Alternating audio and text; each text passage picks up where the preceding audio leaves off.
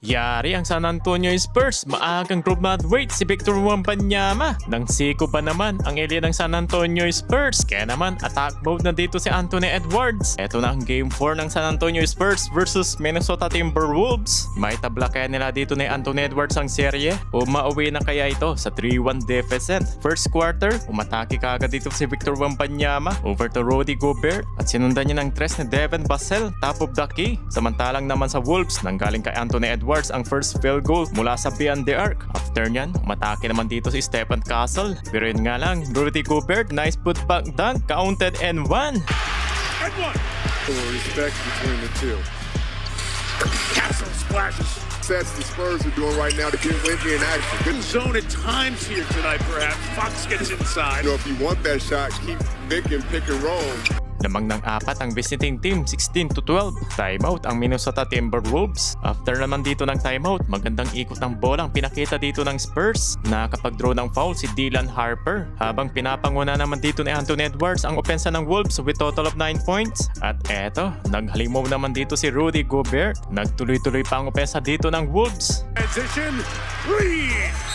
All the way. Dylan Harper, gumamit naman dito ng Pinoy step. Much needed 3 naman ang kailangan dito ng Minnesota Timberwolves. At nanggaling pa rin kay Dylan Harper ang opensa ng Spurs. Harper trying three. Got him all. Randall going solo. Conley, can he do it again?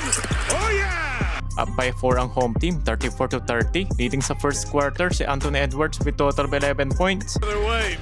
Harper pitch. Beautiful pass, Champagny. And then all 3-pointers. Who's not settling? Nasiko naman dito ni Victor Wembanyama itong si Naz Reid. Ito yung naging problema ng San Antonio Spurs dito sa second quarter. Kaya naman sa nangyari, nahatulan itong si Wemby diyang ejected. Nakapagtala ng only 4 points itong alien ng Spurs. Without Victor Wembanyama, ito na yung pagkakataon ng Minnesota Timberwolves. Nag-back-to-back field goal si Julius Randle and the Aaron Fox with a pull-up jumper. At nasundan niya ng basket ni Stephen Castle. And play around those two guys.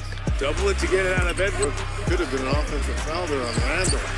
Ayo Dosunmu. Lamang ng 9 points ang home team sa atake dito ni Edwards. Total of 13 points. Samantalang nakakapagtara na rin dito ng double figures sa The Aaron Fox. Bumitaw naman dito ng 3 si Stephen Castle. Samantalang attack mode pa rin dito si Edwards. Masyado naman dito aggressive ang naging opensa dito ng San Antonio Spurs. 6 points naman dito ang kanilang inahabol, mga idol. On.